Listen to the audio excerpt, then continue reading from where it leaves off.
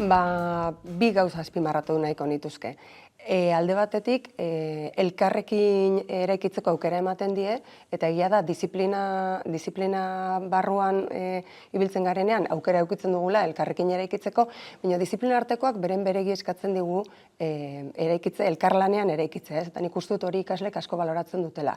Eta horrek aukera ematen du, elkarrekin eta elkarrengandik ikasi eta eraikitzeko.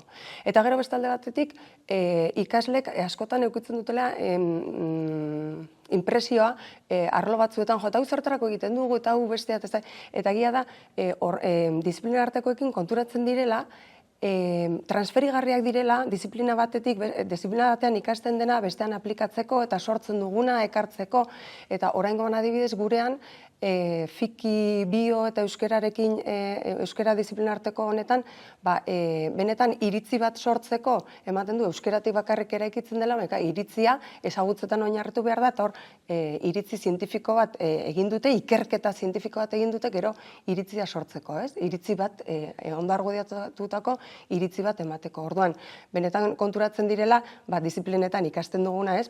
Oso transferigarria dela beste disiplina batzutara eta gizartera eta bizitzara orokorrean.